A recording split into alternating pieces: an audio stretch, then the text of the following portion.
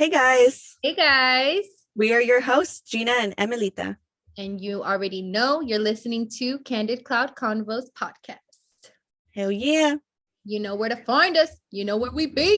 Okay, jumping into our chisme chatter, we got a lot for you guys this week. There was or is a Dominican Republic plastic surgeon, and I will get his name right now. Hold on. Dr. Jose de Sena at Instituto Médico San Lucas.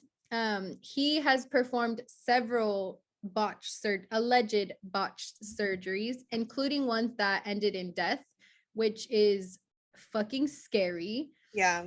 And I already knew, I've heard a lot of people say BBLs or like a Brazilian butt lift surgery is really dangerous. And yeah, I didn't know that until just that? recently, but I didn't know that it was that, I guess, risky. Yeah, like I know that is one of the risks from doing the surgery is passing away. However, that's like with any surgery, but if there was negligence done, Right.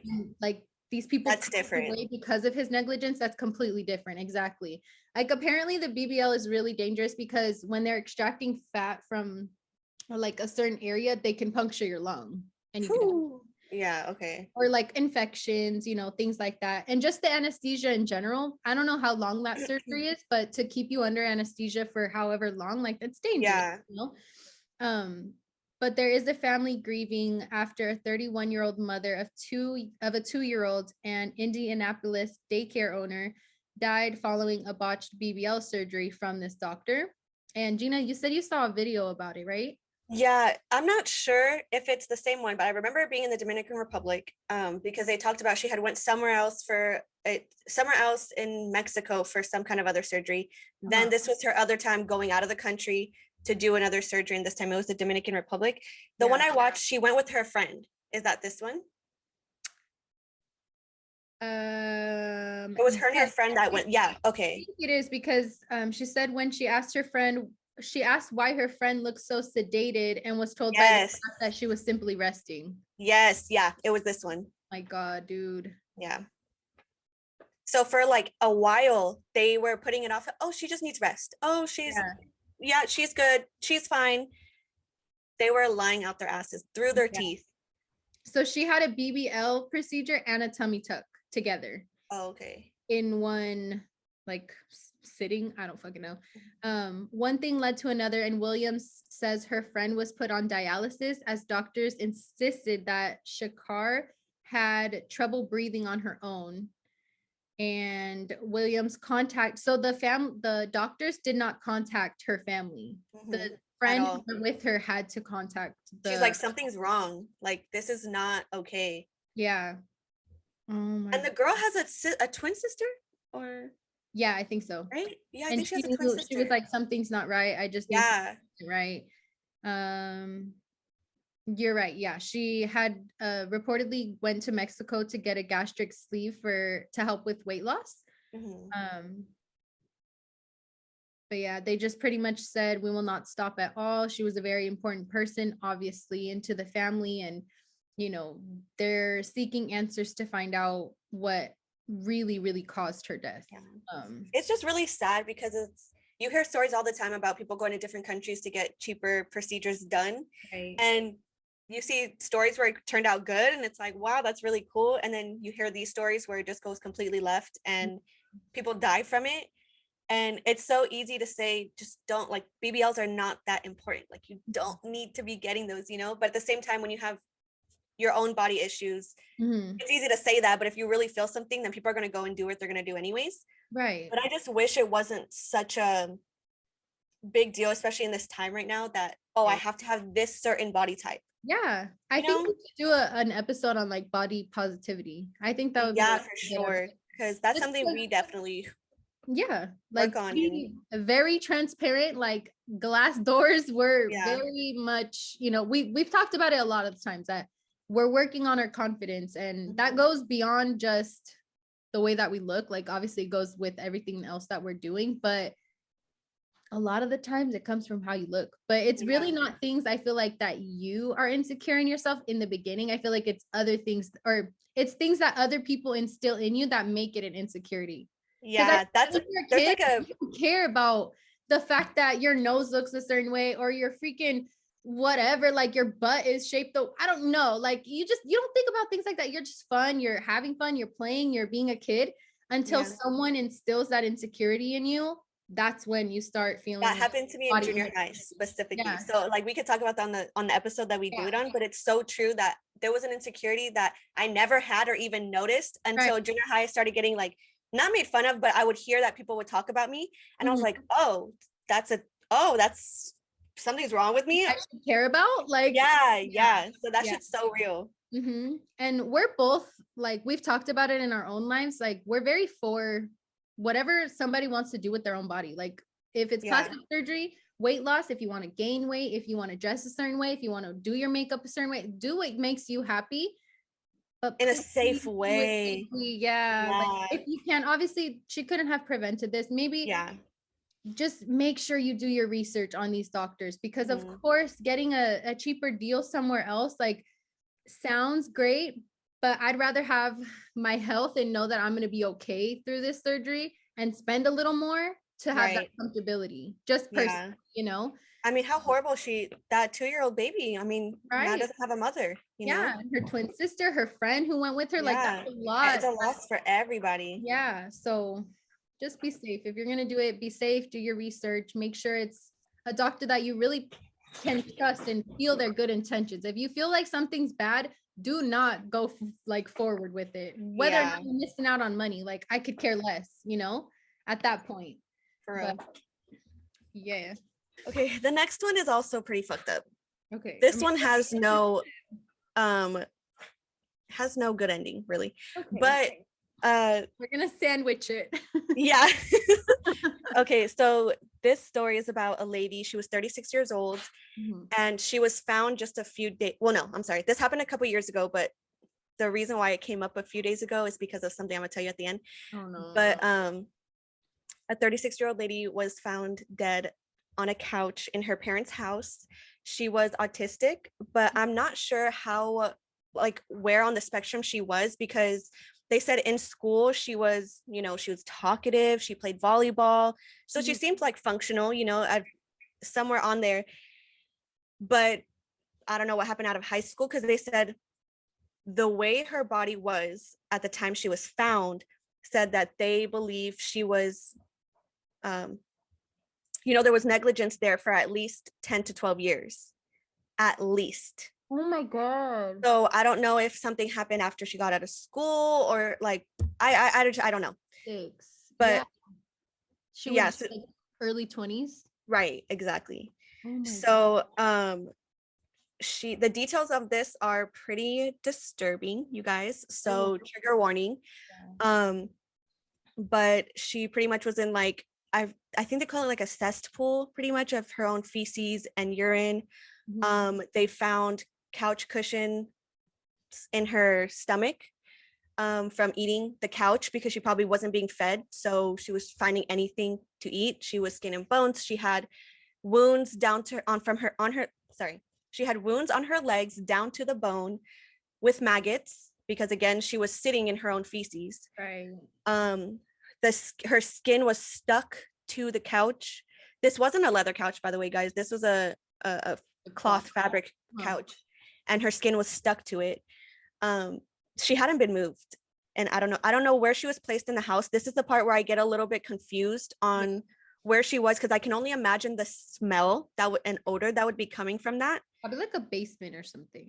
But then because they also said that neighbors had been in the house before, and during that time, and that the mom, this is sick, the mom had a recliner chair right next to the couch, so they believed that she would be watching TV, just chilling in the same room that her daughter was, I don't even, you know, decreasing her life expectancy. But really sad. The neighbor said they didn't even know that their daughter had died. They said the parents would come out like nothing, not acting like they were in, you know, distress or nothing like that. But so this happened a few years ago. The reason why it got brought up is because the parents are out on bond. Yeah. Nothing ever happened to them. I don't know. That's where I also get confused They're because out I'm on like, bond more recently, like this entire time they've been in jail. The time I seen it was, I'm confused. It doesn't say the 9th. I wrote this on the 9th. Mm-hmm. So it was a few days prior to that. I'm confused. That it came out. Did she just pass away? It said that this happened a few years ago. But I guess either they didn't have enough. I don't get it. That's what I'm not understanding. Because the video, literally the title was Out on Bond. And I was like, maybe we can look into it more. Yeah. If more stuff comes out, because I'm confused. If it happened a few years ago, they wouldn't just get out on bond now. Hold on. I'm gonna look up the specific video that I pulled up just to make sure I'm not saying something wrong. Again, guys, we don't have a fact checker, so we don't like to be sitting here spreading rumors, but sometimes we remember things the way we remember them. Okay, so the video I watched, title is "Woman Melted to Couch. Autopsy showed she was eating it. Parents out on bond." That's the title of the video. Yeah, there's a few different parents facing murder charge in gruesome case that left daughter. Like all of the titles are using that phrase of melted into couch because again, she was literally stuck to it. And that's not something that happens. And they do have a picture of the couch itself, not her or nothing like that, but the couch itself. They still have the couch. Well, probably just the pictures from like evidence and stuff like that. Yeah. Lord. Yeah. Could you imagine going into that house, like to find that? No. And imagine someone trying to sell that house after that. Depends on where you live. I guess sometimes you don't have to disclose that, right? What criminal activity? That's a little different, but yeah. But yeah, that was that story. I filtered through I see so much messed up stories and I don't put all of them in here because it would be really dark and sad. Yeah. But this one was so messed up that I was like, we have to talk about it. And the fact that it's saying they're out on bond is like, we're as confused as probably the rest of you guys are. I don't understand how. Right. If we see anything else, we'll definitely do an update or just kind of for sure deep dive into it. Maybe even if enough comes out, we could do a whole episode on it because that's really, really crazy. Yeah. And we're really into true crime. So that would be like something different that we've never like discussed or talked about. Right. Before. That's fucking crazy. May she rest in her soul. My goodness. So we finished with the sandwich, so we can put that dark stuff to the side. Yes, this next one is not it's it's not a good story and it's not funny. It's not funny. The only reason I'm laughing is because I know I would go to jail that day and I just would love to know what you even though I already know, but I want to hear you say it. If Gina's going to jail that day, I feel like my opinion is definitely I'm going to jail that day. So okay. Whoo. And by the way, you guys, the way that we write our notes, like we both find chisme and we don't talk about it usually beforehand or like write too much because we know what we're going to say. And so Gina wrote your opinion on a story I heard about a lady and a dog. I'm like, what?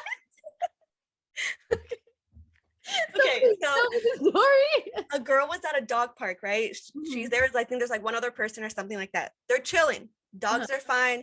This lady shows up to a dog park. I can only assume with the way the rest of the story goes is that it was a Karen, but she shows up at a dog park. I forget what even was her concern. Usually it's always about nothing important. So I don't remember what her concern was, but she was tripping off something, right? So she's yelling at the girl about her dog. And the girl's like, what are you talking about? They're fine. It's fine. It escalates to the lady kicking the girl's dog. And the girl has a small dog. She kicked the girl's dog. The dog flies somewhere else, is whimpering, laying down, is not getting up. The girl says the girl's reaction, and now I'm not saying there's nothing wrong with her reaction. Everyone reacts differently in situations like this. But she said really the only thing she was so in shock that she just laid with her dog that was whimpering and was like yelling. She didn't know, she was bawling, crying. She didn't know if she was gonna have to take her dog to the vet. Like it just happened so fast. She's like, it happened with my dog. Yeah. And so the guy that was there with her, they weren't together, but he was just also at the dog park. Like he witnessed it. Yeah, he witnessed it. So he knew the lady was going off and tripping about nothing. He called the cops and he told her, he goes, I'm calling the cops on you. And as soon as she heard that, she left. So the girl's trying to find that lady. She does want to sue her, especially having to take her dog to the vet. Fuck yeah. I just know that it wouldn't have gone down that way had she, if I would have even seen your foot moving back towards my dog, I'm already swinging. But I would just love to know. Tackle her. I have to know your opinion about this. Okay. I'm like, how do I not freak the fuck out? Right. Beat the shit out of her. Yes. At that point, it's her. red. You're just seeing red. I mean, of course, if I can hear my dog whimpering in the background, by all means, I don't know. Like, I do understand what she's saying in regards to like, I just didn't know what to do. I ran over to I'm gonna whip your ass and then I'm gonna run over to my dog and make sure my dog's okay. I am at least getting one good hit in. A good one. Your dog? Yeah. Come on. Yeah. Like, no. First of all, who does that? Second of all, don't come to a dog park and kick a dog. Like, what the fuck? Who does that? What kind of psychopath does that? Huh? You know where it happened? Like what state? Oh, I don't remember. Not that it matters. I'm just saying. Yeah, I don't remember. Okay, well, her fucking Karen ass deserved an ass whooping for sure. And for sure. At least she gets a charge for animal abuse. Because what the fuck is wrong with you? And like do you think had a dog there too? If you beat someone's ass for kicking your dog, do you get in trouble for that? Like, that's self-defense. Like, my dog can't defend itself because you just kicked it and it didn't do nothing to you. Right. And how do I know you weren't gonna kick me? Right. So would you get in trouble for that? I mean, and there was a witness. There's a witness to show. She pressed charges on me for a different reason. Sorry, say that again. If you press charges on somebody, can they press charges on you for a different reason? Yeah. I'm gonna go to jail. That's only route behind my little pooch. Yeah. Big, small. If she were to kick Rex, I'm beating that ass. And he's a big ass dog. He can handle it. But I'm gonna beat her ass. Yeah, exactly. That's like no. You have no respect. You're gonna kick a dog. You have no fucking respect. And I would afterwards though too. I would also be bawling, like to hear my dog. I'd probably beat her ass while crying.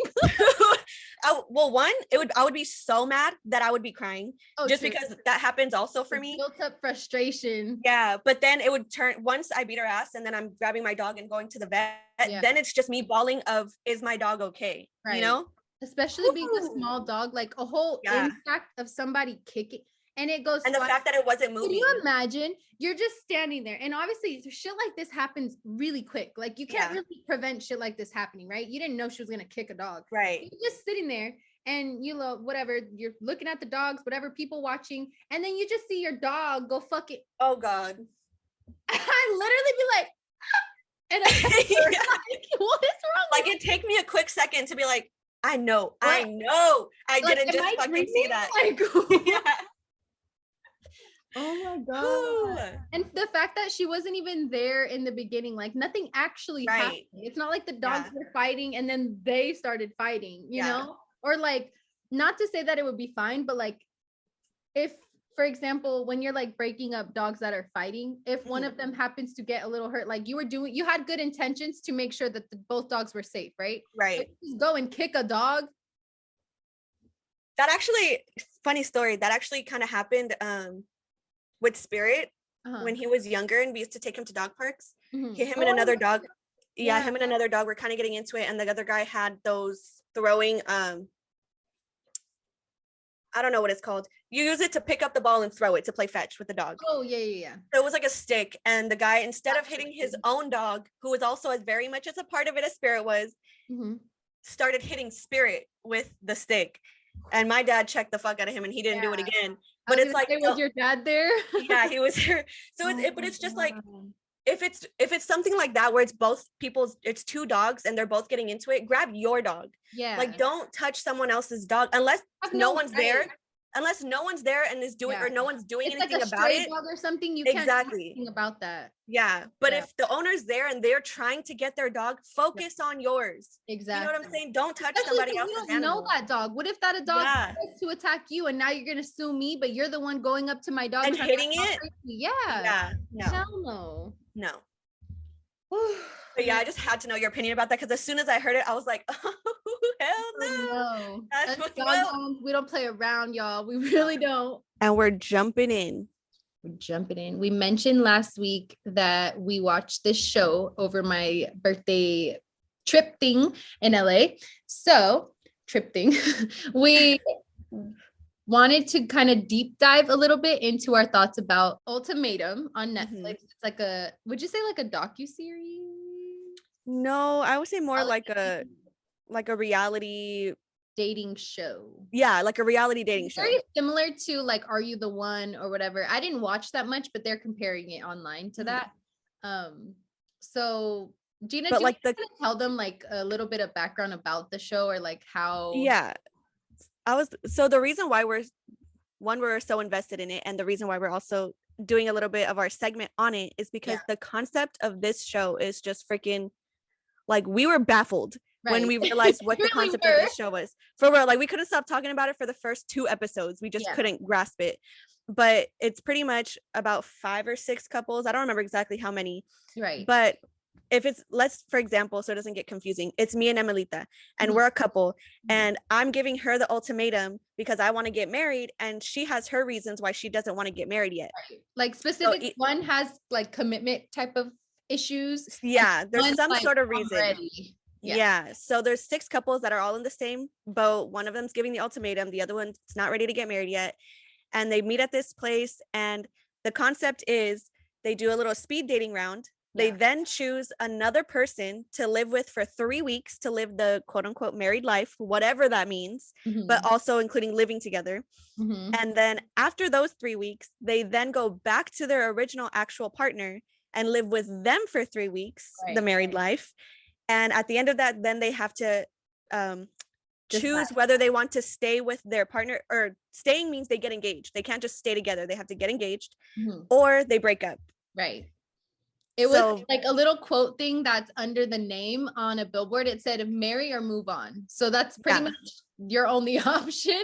Literally, like some of them did kind of like, we'll see what happens. But I thought, I didn't know this when we watched it, but I actually found out watching some podcasts and interviews with them that their entire lives, like during this time, were still running. Like they were still going to work regularly. Yeah. Still hanging out with friends and family. Like apparently editors are really good about making it seem like they were just off of work or something. Yeah, no, apparently none of them were working. That's what it seemed like. Yeah. And I guess the creator wanted it to be like that so that they could get like a real like experience of it, like going to work, coming home to each other, you know, evening times, all of that, which makes a lot more sense, honestly.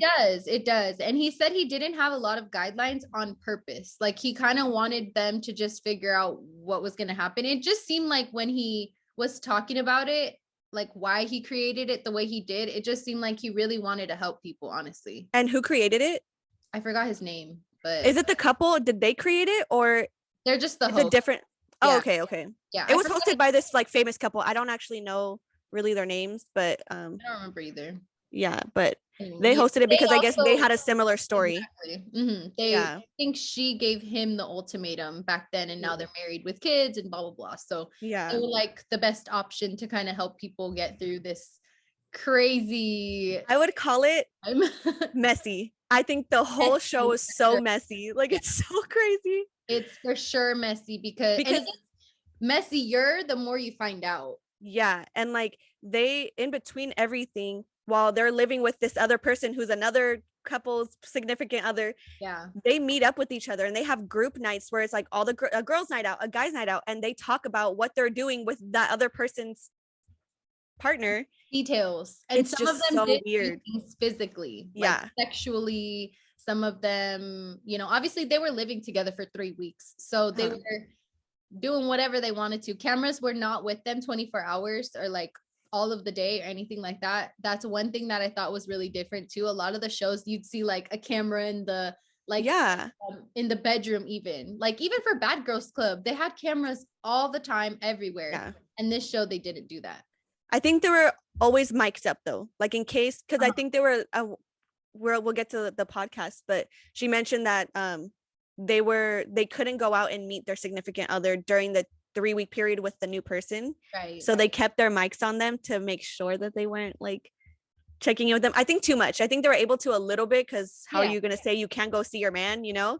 And they but also it was allowed to have their phones, social media, everything like that, which is unlike any other show. Yeah, that's very true. Usually they always take it away. Yeah. So they were able to live their normal lives. It was just with someone else to see if they could be compatible. And they specifically, in one of the interviews, they said that they specifically chose people who did have relationship problems. And they also specifically chose the other couples to make sure that there would be at least one person each of them could be compatible. Like an interest. Yeah. Exactly. So you guys, very strategic about the matchmaking part of it. They chose such good people though, because I feel like it was so entertaining. Some of the things, one of those girls would just say such out stuff. She didn't have no filter, and she was saying whatever that came to her mind, for real. That's what you're saying? Yeah. You're talking about April? No. She was the April was so annoying, you guys. Yeah, but I forgot. I think her name was Madeline, the one that was with Randall. Yeah. Mm-hmm. Yeah, she just. But I mean, a lot of the time she wasn't wrong though, huh? She didn't shut the hell up. Madeline or she would not shut the fuck up. No, she did have good points sometimes, but bad delivery. You know, but then exactly bad delivery. Yeah. April. Did you have a favorite character, or not character, because they're themselves, but it might sound biased, and it might be, but I really liked Ray. Me too. I think my favorite too. She just held herself really well, regardless of the situation and what was going on. She carried herself really, really well. And then we later found out that she's from Oakland, so she's from the Bay, so that made it that much better. So she's for sure my favorite. We knew why we liked her. Yeah, it made sense why we related to her so much. Yeah, not in the sense of we would ever go on that show, but just in how she carried herself. The entire time we're saying that couldn't be me. I couldn't be me. That would never be me. Like, hell no, this and that. It's just in our heads. It's like, if you have to go on a show where you're going to be with somebody else for even in general for a second, but for 3 weeks, I would think that relationship's already over. Yeah. Like, if my partner's telling me, let's go do this, and we're going to have to be with someone else and potentially kiss someone else and sleep with it. Yeah, no, to me, that we're done. Yeah. Like, that's just telling me that you want to go and be with other people. If there's a question about whether or not you want to be with me at all, right, leave. I don't understand. Yeah. There's nothing to work out or figure out. Like, if it's not there, it's not there. You know? Okay. I really hope. Fuck, it's hard because I don't want to give any spoilers. But the funny part is we're that gonna do this. True. Okay, so I'm gonna say it. Yeah. If it's a spoiler, if you haven't watched it yet, then don't listen to this part right here. But this is your trigger warning. Yeah. Madeline went into it. I remember specifically. Homegirl was ready to get with somebody else, and she had her eyes set on somebody. She knew who she wanted right away. And they got together, they matched up together. But the craziest part was she was the one who was like ready to go for it and do whatever, and then was the one that got married at the end. Yep. And when I tell you guys, we were so fucking shook when they got married. We're like, there's no way they're breaking up. It's over. We 1,000% thought they were gonna break up. Yeah, and there everything must have been something that happened that didn't get aired. Right. Because if not, the last scene of them together was her going off on him in front of her friends at some restaurant or fucking club or something. They never showed them like talking about that. No. They showed them up for like the decision day. And then there was like this arch thing, and he's standing there with his little cowboy outfit on, and they fucking get married. And we're like, which is hella funny because it was like you could kind of tell what was gonna happen based off the background, because like she said, there was an altar. An altar. Thank you. Mm-hmm. And then for the for April and what was his name? Jake. April and Jake, they were at a fucking park. Yeah, like, he dumped her at a park, and he dumped her ass. Yeah, park bench. Like, how literally so insignificant. Like, there was nothing special around them. It was pretty much the producers already knew they were gonna break up. Right. I mean, I get, like, I don't know, it's hard because obviously we never morally do anything like that. Right. But it seemed like for the show's purposes, like just reading things on social media and how people were reacting to it, people really liked the show. Like, it became one in the country, which was insane. And apparently, I think because of how crazy it was. Yeah, that's Yeah. true. It's just, I think going back, so weird. And then that extra proposal, the like random, like one of the couples got proposed to, or like got engaged, right? And then right after that, he was about to choose somebody else. Oh my God. Okay. Sorry. I thought we were talking about the end. You're talking about like towards the beginning of this. Yeah, because that's kind of like they didn't end up, certain couples who made their decision before decision day to stay together, they ended up leaving because they don't need to be on the show anymore. So there was one couple who got engaged at a dinner, and then during that dinner, and that one actually seemed very genuine, honestly. Yeah, the girl stood up and it was her turn to choose somebody, and she said, I genuinely didn't connect with anybody. This just showed me more that I want to be with my man. Yeah. And then he proposed, they got engaged, and they dipped. Well, not that night, but there, but yeah, it was a nice moment. And then literally not even 5 minutes later, what was his name? I don't even remember. They were there for such a short time. Yeah, one of them and they have audio of him saying, I'm gonna choose so and so, who was not. Huh? Yeah, he goes, I'm gonna choose you. Hey, I'm gonna choose you. He's like, I'm gonna choose you. And completely 180 ends up choosing the girl he came with because he probably just got intimidated that someone else had an interest. Right. Someone was explaining their interest in her, and he didn't. All of a sudden, he just flipped and was like, I was like, you know what? Nope, I'm gonna go propose. No one was having it. Not a single person at that table was having it. They all called him out, and like that seemed very spur of the moment. Like, you guys haven't even. Oh, the reason why they were there also at the same time, which is really a big factor, which is why they thought it was bullshit that he just proposed out of nowhere, is because he wanted kids, she didn't. Yeah. And they didn't figure that out at all. Yeah, they never got to that point to discuss that situation. So to propose and you guys haven't compromised on anything was kind of like, dude, what are you doing? Right. It was really just for TV. And I guess the producers honestly didn't know that was going to happen, but they also don't prevent it. Like the creator, he didn't have certain guidelines because he wanted to just see how it went. Oh, pretty much. Which was the right move because obviously made for good TV, you know? That's what he said. He's like, but it helped. Yeah. Whatever. But I just feel like that's messed up, especially because they really did just steal the thunder from that other, couple. Yeah. Well, I think he tried. Very genuine, Also the fact that she said yes. I think it was absolutely yes or something like that. Yeah. Yes, it was just a little girl. Yeah, it was not, the traditional cute proposal moment, but apparently they're still together. I was so curious as to why they always have to drink with those specific silver cups. And apparently it's for editing purposes, so that if a conversation took place after something, you couldn't tell by how much like drink was still because you couldn't see through it. They're fucking smart, they bro. Are really smart. So they had them in like wine glass ones and just regular ones. And anytime they were drinking on the show, they had to drink from that specific cup. Wow, that's really smart. I'm very impressed. Very interesting. I would have never even thought about that. No, but I'm like, that's kind of crazy to think about. Like they're openly being like, yeah, it's edited a certain way. Yeah. You could say something about someone, but it's not really about them. It could be about someone completely different, but they edit it that way to make you talking shit, Yeah. And even Ray said that in the podcast. She did like an podcast interview, I guess.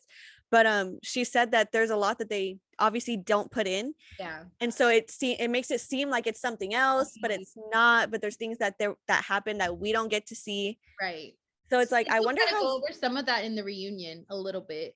Yeah. And reunion was crazy too. Yeah.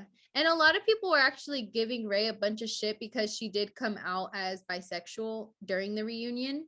And I guess a lot of people were giving her shit, telling her that she was technically lying to the show and lying to the men because they weren't aware. But she's like, everyone that needed to know knew. The guy that she was dating during that time knew, because she had a girlfriend prior to being with him. I think his name was Zay. Zay, yeah. So Zay and Ray. I know. She had a girlfriend prior to being with him. So he was aware. The guy that she ended up spending her time with was Jake, right? Yeah. So Jake, he knew. So people were just giving her shit about it. And it's like, I don't even know what the fuck does that have to do with anything. She's saying bi. I mean, she still does like men too. Exactly. But people were like ripping her a new asshole on Twitter. And I just don't understand why. Like, mind your that doesn't even make sense. No, mind your fucking business. And the reason why she ended up saying something at the reunion was because she felt like they needed more representation for, you know, LGBTQ plus community. So, and that's her business. Exactly. That is her business to say when and where she feels like it. I just don't get it. I'm like, people are crazy, you know? Yeah. But ultimately the ultimatum was crazy. And yeah, it's so funny too, because there was a there was a girl on there, her name was April, right? And as we were watching it, we were just like clowning on her because we're like, oh my gosh, she just keeps like every episode she was crying like 2 or 3 times. And funny because your cousin, does she care if we say her name? No.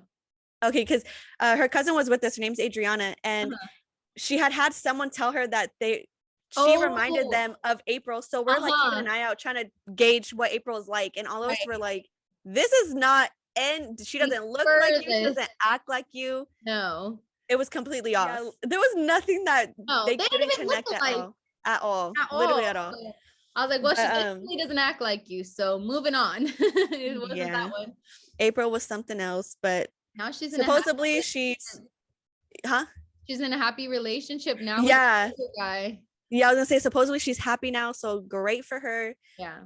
I think even if they would have stayed together, I don't think they would have lasted that much longer. It seemed like he was done and she wanted more from it than what he wanted to give. Right.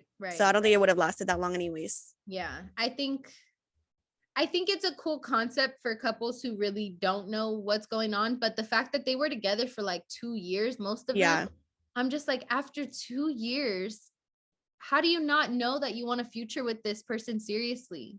Like, how did it get to 2-year point and you're still figuring things out? Like, at that point, you just live your life with them. Right. That's what you want to do. So it boggles our mind. It must be hard because if like you really love this person and then they're saying, oh yeah, I do want to get married at some point, but they're not saying right now. And so the person's just holding on to some point.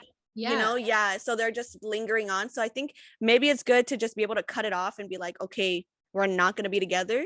Right. That's the only thing that I can think of to make it make sense somewhat. Because again, like we would never do this, but if you don't want to think don't be with me, like, period. Right, exactly. You know? Like, let me know. Like, don't tell me, oh yeah, eventually, if you don't have any plans within the near future. Exactly. If at this point I'm saying I'm ready and I can wait this long and you don't think it's going to happen within that time, then we're not going anywhere. Why are you wasting, you know? Yeah. I completely agree. And I think timing is also something that's like an underrated blessing, you know? Like a lot of people don't talk about each other's timelines being aligned and together and cohesive, you know?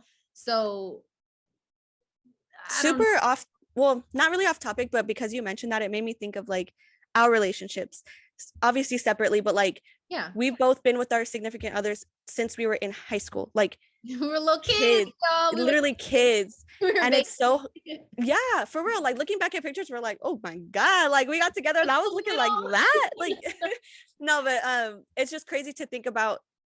These people met as adults and that timing can be off. When you are in a relationship from a kid and you're growing older, like it's weird because timing could play a factor, but at the same time you're growing together. That's very hard to hopefully to grow together. You're becoming your own person, like you're finding yourself and all that stuff. It takes a lot of communication to gauge that when you're trying to learn yourself. Like your partner's trying to learn themselves too, and you have to obviously be supportive of each other's growth, like give them, and I think that's where who they're supposed to be, but also be there and be a guide to get them to that point, because you don't just want to let them do their own thing and act like this isn't like a partnership, you know? Exactly. But me and Gina talk about it like a lot, how we just don't know. Honestly, we don't know how the hell we figured it out. Like people ask us in the future for advice and whatever, because we have been together, you know, damn near 10 years, both of us at this point, like almost, you know, and we've known them longer than that anyway. So it's just, we somehow made it work and it works for us. And that's literally just on the fly, like, like going with it, riding the waves pretty much. And it's just, I think one thing that always like really, really sticks with me and I try to remember is that regardless of what's going on, like you guys should be like in a partnership, you should be fighting a problem, not fighting each other because there's a problem, you know? Yeah. Like it's not like you guys against each other. It's you guys against the problem. The issue. Exactly. Yeah. I feel like if you have that down, like you can really get through anything, because as long as you're not fighting each other all the time, you're not going to get anywhere doing that, you know, or having to be right all the time or have the last word. Like that's just so stupid. It will ruin your relationship if you try to be that type of person. Or certain things don't really need to be a whole big old blowout, you know. Certain it's called picking your battles. Exactly. Yeah. Your battles. Like not everything has to be an argument. No, like it really doesn't. Just as long as you guys are being, both of you guys are being heard, and the effort is going both ways to there's mutual work on things. Yeah, like to work on things that the other person needs a little bit more of or less of or whatever. Like as long as it's like mutual effort, you guys are both just as much into it as the other person, then it'll work out, you know. It doesn't need to be so hard. Like I see a lot of older generations, especially people from our older generation, who will say, oh, like marriage is the worst thing you could ever do. Oh my God. Like, especially for dudes, like they're like, oh, once you get married, the ball and chain to your wife. No. That's so sad. You know what though? I think about it and I'm like, no, you just married the wrong fucking person. Yeah, and it's stuck with them. I would feel sad if my husband or my fiance, whatever, is to going around saying like, great, now freaking like there goes my life, like blah, blah, blah, because we're getting married. Like you proposed to me, you asked me to marry you. Why are you going around acting like it should not be like that. No, and I just it's so sad hearing people talk like that. I hate it. It honestly pisses me off because I instantly just want to be like, no, you just married the wrong fucking person. Yeah, and be like, maybe that's you and your relationship, and whether you're happy with not really being happy, okay, but don't project that onto me and mine, because that's not what mine's gonna be like. I have no idea. And it's random people too. It's like random strangers that don't even know you or your relationship. You're just like, okay, whatever. But like it's annoying to hear that, because I feel like the what do you call it? Like the stigma, sacredness of marriage. Okay. Like it doesn't uphold the same way it used to. Yeah. Like people think marriage is like bullshit now, or that it's easy, or you know, oh, we'll just get divorced if it doesn't work out. Like they don't. That's actually a really good weight to it, you know. Yeah, that's a really good point. I know I've heard so many people talk about marriage in a lot of different just a lot of different perspectives on it. Like I've had coworkers that they really didn't believe in marriage. They came from a split family or like a broken family, and they're just like, no, like if you can get married but then you can get divorced, so what's the point? It's not that right. So they don't really care about marriage that much or take it that seriously. Other people, they don't take it seriously, so they're like, fuck it, I'll get married, I don't care, because like if it doesn't work out, it doesn't work out. And then there's obviously the side of marriage being a sacred thing and being a really strong commitment. In my perspective, I think marriage is obviously a very strong commitment, but at the same time, it's like, I guess I just don't care about the timeline of when it happens. Like, I don't care, like, I have to be married at this time, because at this point, we've been together so long that it's pretty much like we're married anyways. Yeah. So I don't care that it has to be, it has to be by this time. I feel like I did at one point when I was younger. Yeah. And then we got to the point where we're at now, or this age, and I'm just like, wow, it doesn't fucking matter. Because anything we plan on doing can happen. Yeah. Like, I do want to get married. I'm not saying I don't want to get married, because I do want that eventually. But it's like a pressing issue. Yeah, like you can be in a fully committed relationship, and if both of you guys don't feel like being married, then as long as you're committed to each other, then that's, if it works for you, it works for you. You know, I was really just gonna say that. Like, don't let other people and their experiences or their perspective project onto you and what you want for your relationship. Not everyone's lifetime goal is to be married. I know a lot of people that is their lifetime goal. Like they don't care about their job, they don't care about nothing else. They just want to be married, and that's fine. But there's more that video of them going up to that lady coming out of a fucking luxury car. They're like, what do you do for a living? She's like, I'm married. I'm a wife, or something like that. Yeah. I mean, goals. But I'm not judging. I'm not mad. No, I'm not mad at her at all. You know, good for her. But everyone's lifetime long-term goals look different. As long as you have mutual respect and a happy, healthy, committed relationship, whatever that looks like to you, perfectly fine. You know, just don't project. I think is at the end of the day, just like make don't a project generalized statement about shit. Just be like, you maybe your marriage, you're in a ball and chain, but that's how did you get there? Let's talk about it, you know. And one of the there's like a couple that I watch some of their videos. I don't watch all of them, but she always mentions in her video, she goes, if he wants to do something, I'm the number one person to be like, go do it. She's like, because they were also together from high school, so they were like high school sweethearts. And she's like, I never want to be the reason that you feel like you didn't get to live your life. If you want to go on a guy's trip or do whatever, go do that. If you want to go and do this, go do it. Don't let me be the reason why, you know, you hold back on something. And I love that, because I feel like exactly and I love it because it's so true. You got to let each other grow.